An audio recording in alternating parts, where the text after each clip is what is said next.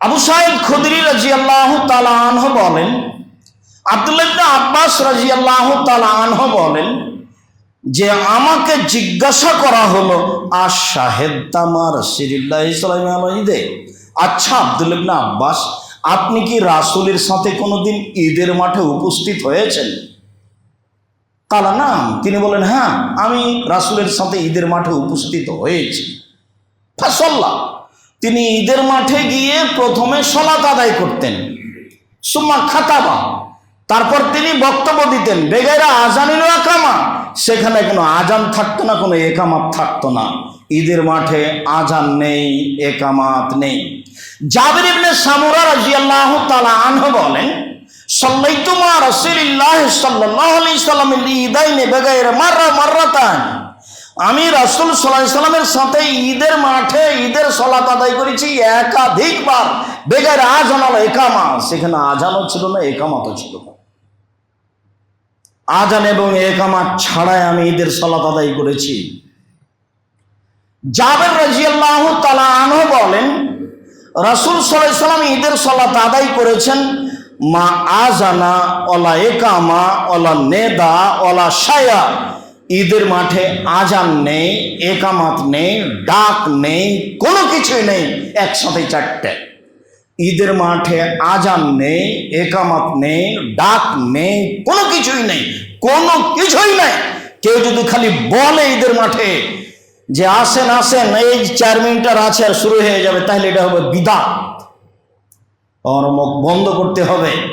ঈদের সালাতের আগে চেয়ারম্যানের বক্তব্য দেওয়া, মেম্বারের বক্তব্য দেওয়া, সভাপতির বক্তব্য দেওয়ার কোনো প্রশ্নই আসে না, অসম্ভব। যেমন ভাবে লাশকে সামনে রেখে কোনো বক্তব্য চলে না, বক্তব্য দেওয়া হারাম, ঠিক তেমনি ঈদের মাঠে ঈদের সালাতের পূর্বে যে কোনো কথা বক্তব্য দেওয়া হারাম, কোনো কিছুই চলবে না। আব্দুল মালিক ইবনে মারওয়ান সালাত পরে পড়বে, বক্তব্য আগে দিবে, এই জন্য মিম্বারের উপর উঠে বসেছে। কেন?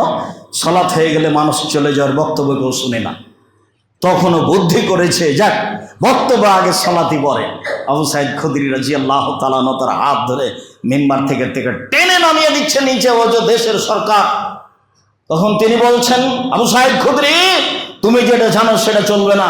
আবু সাঈদ খুদরি বলছেন, আমি যেটা জানি সেটাই চলবে। যদি আগে সালাত না হয়, আগেই যদি বক্তব্য হয়, আমি আবু সাঈদ খুদরি এই মাঠে থাকবো না, আমি চলে গেলাম। আবু সাঈদ খুদরি রাদিয়াল্লাহু তাআলা বিশিষ্ট সাহাবী ছিলেন আর সুন্নাতের উপরে খুব অটল ছিলেন।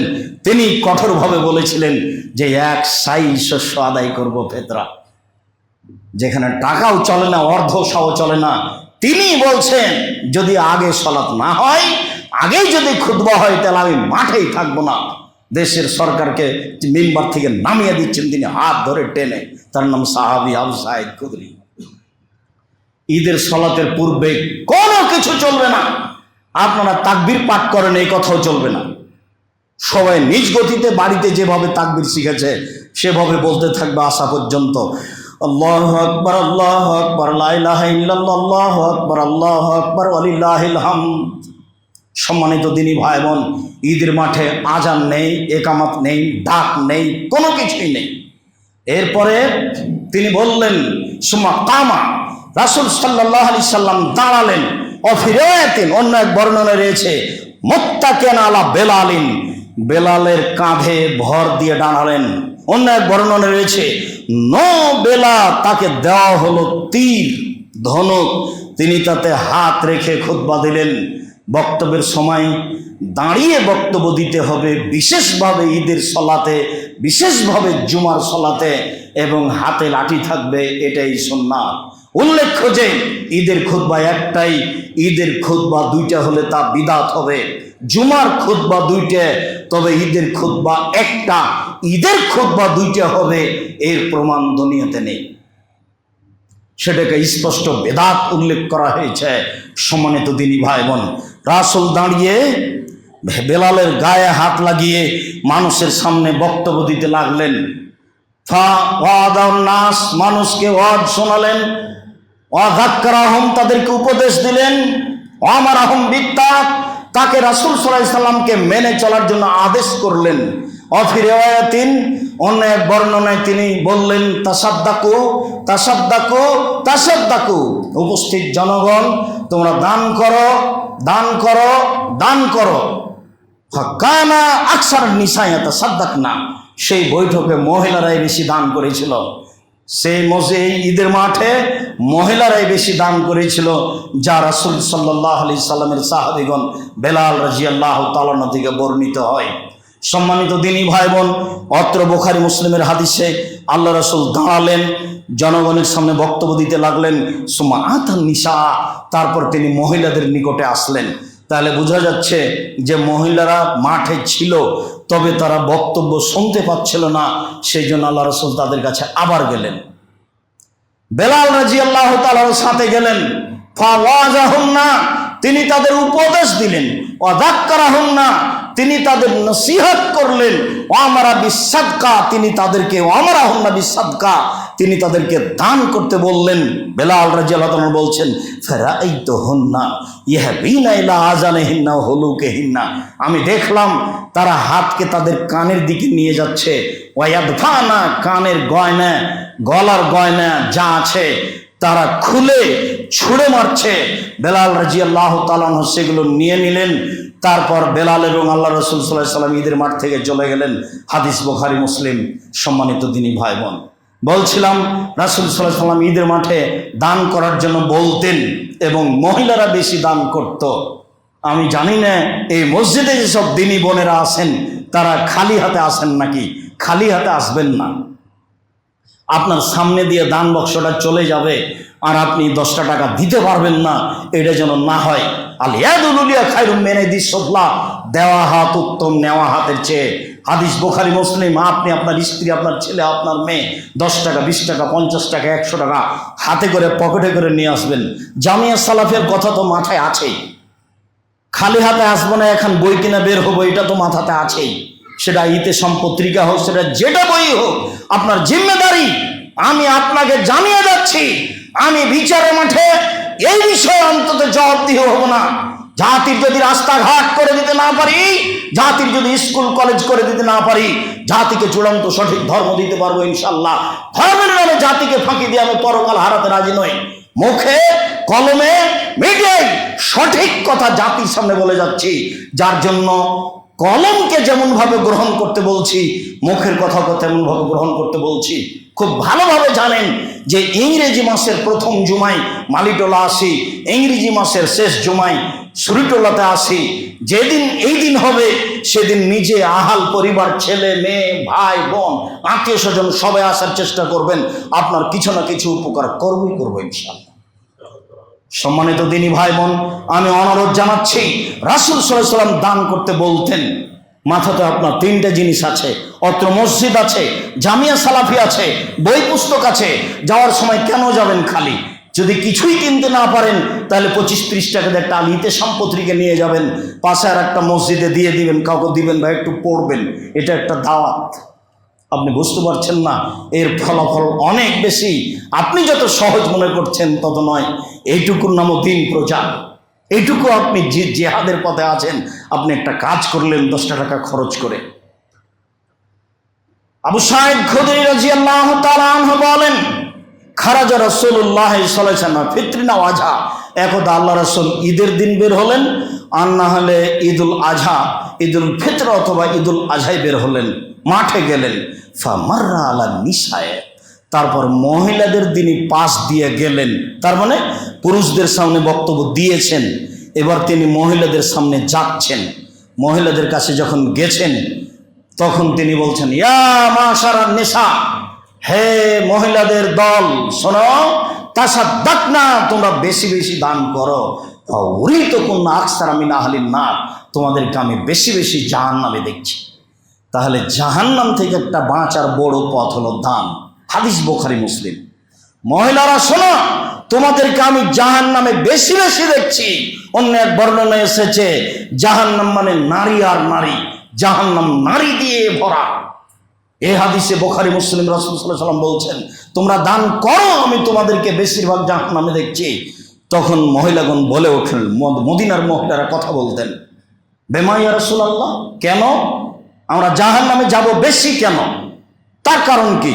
তখন আল্লাহ রাসূল বলছেন যে তুকসিরনাল লানা ওয়া তাকফুরনাল আশিরা, বেশি বেশি বাড়িতে মানুষের উপর অভিশাপ করো, না বুঝে এর ওর কথাতে জড়িয়ে পড়ো, আর স্বামীকে মেনে চলো না। এই দুটা কারণে বেশি বেশি জাহান্নামে যাওয়া। এক, না বুঝে এর ওর কথাতে জড়িয়ে পড়ো, ও ভালো এ খারাপ, ওই মেয়ে এই করেছে, এই ছেলে এই করেছে, অভিশাপমূলক কথা, খারাপ কথা, বদনাম কথা, গীবত কথাই খালি জড়িয়ে থাকো। স্বামীর ঘরে থাকো, বাইরে যাওয়ার কি প্রয়োজন? আমি তো দিনই বোন আপনাদেরকে অনুরোধ করেছি, যারা আপনারা অনলাইনে আমাদের সাথে আছেন, সারা পৃথিবীর বাঙালি দিনী ভাই বোনকে বলছেন, স্বামীর বাড়িতে পেশাবের জায়গা আছে, স্বামীর বাড়িতে পায়খানার জায়গা আছে, স্বামীর বাড়িতে খাওয়ার ব্যবস্থা আছে, জরুরি প্রয়োজন ছাড়া বাড়ি ত্যাগ করবেন না, আমার বিনীত অনুরোধ। দুনিয়া ভোগ করে বিচার মাঠে অপমান হওয়া যাবে না, ঠিক নয়। এইভাবে দুনিয়া ভোগ করা আপনার ঠিক হবে না। কষ্ট করে দুনিয়ায় থাকেন, বিশাল আরামের ভোগ বিলাসের জীবন চলে আসছে, মরলেই সেটা ভোগ করতে হবে পরকালের আশায়। দুনিয়ার সব কষ্ট মেনে নিয়ে ত্যাগ তিতিক্ষা করে জীবন বাজি রেখে ভালো পথে জীবন কাটানোর চেষ্টা করতে হবে। আপনি আমার দিনী বোন, আপনার ভুল হচ্ছে, দেখুন আপনার ভুল হচ্ছে, দেখুন আপনার ভুল হচ্ছে। এই ভুল সংশোধন হবে না শ্বাস বন্ধ হয়ে গেলে। রাজশাহী চাঁপাইনবাবগঞ্জে বলে, হাত থেকে ঢেল ছুটে গেলে যেমন ঢেল ধরা যায় না, শ্বাস বন্ধ হয়ে গেলে তেমন তার প্রতিকার করা যায় না। মহিলারা যখন বলল কেন, তখন তিনি বললেন ওরা স্বামীকে মেনে চলে না, অল্পতেই স্বামীকে অমান্য করে বসে, আর এই সেই বলে। এইটুকু বলার পরে আল্লাহ রাসূল আরো বলছেন, শোনো, মারাইতু মিন নাকিসাত আকলিন ওয়া দীন আযহাবা লিরুব্বিল হাযাল মিন ইহদাকুন্না, বুদ্ধি এবং বিবেক কম হওয়ার পরেও দেখেনি তোমাদের চেয়ে কাউকে যে বুদ্ধিমান বুদ্ধিকে নষ্ট করতে পারো। তোমরা এমন জাতি যে বুদ্ধিমানের বুদ্ধিকে নষ্ট করতে পারো, অথচ তোমাদের বুদ্ধি কম। আমি এ কথা বলিনি, এ কথা মুহাম্মদ সাল্লাল্লাহু আলাইহি ওয়াসাল্লাম বলেন, হাদিস বুখারী মুসলিম। তোমরা বুদ্ধিমানের বুদ্ধিকে নষ্ট করতে পারো, মানুষের বিবেককে হরণ করতে পারো, একবার হাসি দিয়ে তাকে বেকায়দায় ফেলতে পারো। যার জন্য আপনাকে বলেছি, আপনি মুসলিম বোন, রিং হচ্ছে আপনার মোবাইল, আপনার বাপের মোবাইল, ধরবেন না। ধরেনি যদি রিং দিয়ে বলবেন, জি কে বলছিলেন, আব্বা এখন বাড়িতে নেই। আপনার কণ্ঠ শুনে যেন ভয় পায়। আর আপনি যদি বলেন ভাইয়া কে বলছিলেন, তাহলে তো আপনার নাম্বার ধরে রাখবে, আবার আপনার সাথে কথা বলবে। আপনার কণ্ঠ পর্দা রয়েছে। সম্মানিত দিনী ভাই বোন, শরীয়তকে যথাযথভাবে মূল্যায়ন করার চেষ্টা করতে হবে, নিজেকে দিয়ে পরকাল হারায়েন না। রাসূল সাল্লাল্লাহু আলাইহি ওয়াসাল্লাম বলছেন, আমি অনুবাদক, তিনি বলছেন, তোমরা এমন জাতি আমি দেখিনি যাদের বুদ্ধি কম, বিবেক কম, এরপরও বুদ্ধিমান হুঁশিয়ার মানুষকে নষ্ট করতে পারে। তখন আবার মদিনার মহিলাগণ বলে বসলেন, অমানুষ স্বামী নাকলে না অধীনে না, আমাদের বুদ্ধি কম মানে কেন? আমাদের বুদ্ধি কম। আমাদের দিন ধর্ম কম মানে কেন? আমাদের দিন ধর্ম কম। তখন তিনি বলছেন, কেন? আলাইসা শাহাদাতুল মারআতি মিসলা নিসফি শাহাদাতির রাজুলে, মহিলাদের সাক্ষী পুরুষের অর্ধেক নয়। সাক্ষী 2 জন পুরুষ দিলে যা হবে, 4 জন পুরুষ দিলে তাই হবে। 2 জন পুরুষ দিলে যা হবে, 4 জন নারী দিলে তাই হবে। অর্থাৎ সাক্ষী দেওয়ার সময়তে পুরুষ জয়জন লাগবে, মহিলা তার ডবল লাগবে। তো এতে বিবেক কম হলো না? তখন মহিলাগণ বলছেন, বালা, হ্যাঁ ঠিকই বলেছেন, জি হ্যাঁ কেন নয়, ঠিকই, আমাদের বিবেক কমে, কথাই ঠিক। তারপরে বলছেন, আলাইসা এজাহাদালা তুসালেলা তাসুম, আচ্ছা যখন ঋতুবতী হয় তখন তারা সলাত আদায় করে না, তারা সিয়াম পালন করে না। যখন ঋতুবতী হয় তখন তারা সলাত আদায় করে না, তারা সিয়াম পালন করে না। এইটা হলো তাদের দিনের ঘাটতি, ধর্মের ঘাটতি, ইবাদতের ঘাটতি। এটা ঠিক নয়? কুলনা বালা, তখন আমরা বললাম, জি হ্যাঁ ঠিকই বলেছেন। আসলে আমাদের তো ঋতু হওয়ার সময় সালাত আদায় করি না, সিয়াম পালন করি না, পরে করি, তাহলে দিনের ঘাটতি থাকলো। এই জন্য তোমাদের বিবেক কম, এই জন্য তোমাদের দিন কম। যদি এটা আল্লাহর পক্ষ থেকে হয়েছে, যা করেছেন আল্লাহ করেছেন, আমাদের পরীক্ষা করার জন্য করেছেন। এই জন্য পৃথিবীর নারী যেন চিন্তা না করে যে আমরা কেন এত পিছু বললাম? যে না, রাসূল সাল্লাল্লাহু আলাইহি ওয়াসাল্লাম বলেন কামালা মিনার জালে কাসির ওয়ালা মাকমু মিন ইল্লা সালাসা, বহু পুরুষই বড় বড় জান্নাত পাবে, তবে মহিলাদের তিনটা যে যারা বড় বড় জান্নাত পাবে, তার মধ্যে একজন ফেরাউনের স্ত্রী, তার মধ্যে একজন আসিয়া, তার মধ্যে একজন হচ্ছেন রাসূল সাল্লাল্লাহু আলাইহি ওয়াসাল্লামের স্ত্রী আয়েশা। জিবরাইল এসে বলছেন আল্লাহর নবীকে, ওই যে খাদিজা আসছে, ওই যে দেখছেন খাদিজা আসছে, তার হাতে একটা বাটি আছে, শুনেন, খাদিজা যখন আপনার কাছে আসবে তখন খাদিজাকে বলে দিয়েন, খাদিজা আল্লাহ তোমাকে সালাম দিয়েছে, জিবরাইল তোমাকে সালাম দিয়েছে, তোমার জন্য জান্নাতে একটা হীরা মুক্তা মাণিক্য দিয়ে ঘর বানানো হয়েছে, যেখানে কোনো হইচই নেই। পৃথিবীর কোনো মানুষকে এভাবে বলা হয়নি, যাকে বলা হয়েছে সে তো নারী। পৃথিবীর কোনো মানুষকে এভাবে বলা হয়নি, যাকে বলা হয়েছে তিনি হচ্ছেন নারী। আয়েশা রাদিয়াল্লাহু তাআলা আনহা বলছেন, আল্লাহ নবী আমাকে বলেন, আয়েশা তোমাকে জিবরাইল সালাম দিল। তখন আয়েশা রাদিয়াল্লাহু আনহা বলছেন, আলাইকা ওয়া আলাইহিস সালাম, আপনাকেও সালাম, জিবরাইলকেও সালাম। আপনি তো জিবরাইলকে দেখতে পান, আমি তো দেখতে পাই না। এক বিছানায় তিনজন, যেখানে জিবরাইল সেখানে মুহাম্মদ সাল্লাল্লাহু আলাইহি সাল্লাম, সেখানে আয়েশা, এক বিছানায় তিনজন। আয়েশা রাদিয়াল্লাহু তাআলা আনহাকে দেখতে পান না, জিবরাইল তাকে সালাম দেন। আপনি কি মনে করেন মহিলা মানুষ মানে? রাসূল সাল্লাল্লাহু আলাইহি ওয়াসাল্লাম বলেছেন যে মহিলারা 4টা কাজ করলে জান্নাতে চলে যাবে। 1 5 ওয়াক্ত সালাত, 2 রমজান সিয়াম, 3 স্বামীকে মেনে চলা, 4 জেনায় লিপ্ত না হওয়া। 4টা কাজ করলে পৃথিবীর কোনো পুরুষ জান্নাতে পাবে, এ কথা মুহাম্মদ সাল্লাল্লাহু আলাইহি ওয়াসাল্লাম বলেন। পৃথিবীর কোনো পুরুষ জান্নাত পাবে 4টা কাজ করে, এ কথা মুহাম্মদ সাল্লাল্লাহু আলাইহি ওয়াসাল্লাম বলেননি। নারীদের ব্যাপারে বলেছেন, নারীরা জান্নাত পাওয়ার ব্যাপারে আগে আছে, যেমন জাহান্নাম পাওয়ার ব্যাপারে আগে আছে। ভুল পথে চললে তো হবে, রং মেখে আসকারা মাস্কারা মেখে দিন রাত বাহিরে চলে পুরুষকে ঠকিয়ে জাহান্নামের দিকে ঠেলে দিয়ে আপনি জান্নাতে যাবেন কেন? এই হিসাব কোথায়? কেন এই হিসাব হবে? স্বামীর বাড়ি আছে, স্বামীর পেশাবখানা আছে, স্বামীর পায়খানা আছে, স্বামীর হাত পা আছে, ও বাজার করে এনে দিতে পারে। জরুরি দুর্ঘটনা ছাড়া আপনি বাড়ি থেকে বের হবেন না, এটাই ঠিক। রাস্তায় নেমে নারী কোনোদিন সম্মান কিনতে পারে না, নিজের দাবি জানিয়ে কোনোদিন সম্মান কিনতে পারে না। মুহাম্মদ সাল্লাল্লাহু আলাইহি ওয়াসাল্লামের নীতিতে সম্মান কিনা যায়, রাসূল সাল্লাল্লাহু আলাইহি ওয়াসাল্লামের নীতিতে সম্মান কিনা যায়, আল্লাহর নীতিতে সম্মান কিনা যায়। পৃথিবীর নারী সবাই যদি পোশাকে যে কোনো ব্যাপারে দাবি জানায়, সবাই জাহান্নামে যাবে, বেশি দেরি নাই, মরলেই। এই পথ দিয়ে আল্লাহকে সন্তুষ্ট করা যায় না, রাসূল সাল্লাল্লাহু আলাইহি ওয়াসাল্লামের পথ দিয়ে আল্লাহকে সন্তুষ্ট করা যায়। সম্মানিত দিনী ভাই বোন, যারা অনলাইনে আমাদের সাথে আছেন, উপস্থিত মসজিদে আছেন, পৃথিবীর যেখানে আছেন, বাঙালি দিনী ভাই বোনকে বলছি, বিশেষভাবে নারীদের বলছি, আপনাদের মান মর্যাদা অনেক বেশি, আপনাদের জান্নাত পাওয়া সহজ। রাসূল সাল্লাল্লাহু আলাইহি ওয়াসাল্লাম বললেন, নবীগণ জান্নাতে যাবে, শহীদেরা জান্নাতে যাবে, সিদ্দিক জান্নাতে যাবে, মহিলারাও জান্নাতে যাবে।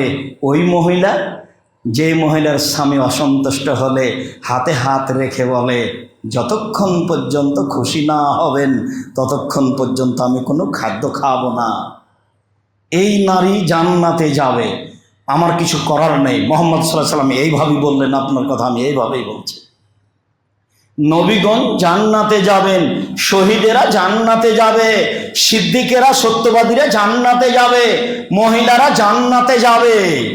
এই কথা বলার পরে মহিলাদের সাথে আর একটা কথা লাগিয়ে দিলেন, সেটা হলো স্বামীকে মেনে চলে যাক। এখন তো তিনি আমাদের কথা তো বললেন না, আমরা তো সাধারণ মোমেন পুরুষ আছি, কই আমরা তো এখানে আসতে পারলাম না, এখানে তো তিনি কিছু বললেন না। আর কেউ যদি বলে যে আব্দুর রাজ্জাক সাহেব বলেছেন যে অজু করার পরে যদি কেউ বলে আশহাদু আল্লা ইলাহা ইল্লাল্লাহ ওয়া আশহাদু আন্না মুহাম্মাদান আবদুহু ওয়া রাসূলুহু, তাহলে জান্নাতের সব দরজা খোলা। এটা তো সবাই, পুরুষ বললে হবে, নারী বললে হবে। আপনি খুঁজে পাবেন না নারীদের যত মর্যাদা উল্লেখ করা হয়েছে জান্নাত পাওয়ার ব্যাপারে, তত মর্যাদা কোনো পুরুষের ব্যাপারে বলা হয়নি। সম্মানিত দিনী ভাই বোন, বিশেষভাবে মুসলিম বোন, আপনাকে আল্লাহ রাসূল খাটো করেননি, আল্লাহ আপনাকে খাটো করেননি। জন্মগতভাবে বিবেকের ক্ষতি, সেটা আল্লাহ রাসূল বললেন। সম্মানিত দিনী ভাই বোন, বলছিলাম যে ঈদের সলাতের কথা। ঈদের সলাত, ভালো পোশাকে ঈদের সলাতে যেতে হবে, এটাই সুন্নাত। খুব সকালে সকালে 6টা 6:30 ঈদের সলাত আদায় করে নিতে হবে, এটাই সুন্নাত। ঈদের মাঠ খোলা ফাঁকা থাকবে, সাজানো হবে না, এটাই সুন্নাত। যেতে মাঠ পর্যন্ত ঈদুল ফিতরে তাকবীর পাঠ করতে হবে, এটাই সুন্নাত। ঈদুল আজহাতে পহেলা জিলহিজ্জা থেকে নিয়ে 13 তারিখ পর্যন্ত তাকবীর পাঠ করতে হবে, এটাই সুন্নাত। ভালো পোশাকে ঈদের মাঠে যেতে হবে, এটাই সুন্নাত। 12 তাকবীরে ঈদের সালাত আদায় করতে হবে, এটাই সুন্নাত। ঈদের মাঠে টাকা পয়সা সাথে নিয়ে যেতে হবে, জুমার দিনে টাকা পয়সা সাথে নিয়ে যেতে হবে। পুরুষ মানুষ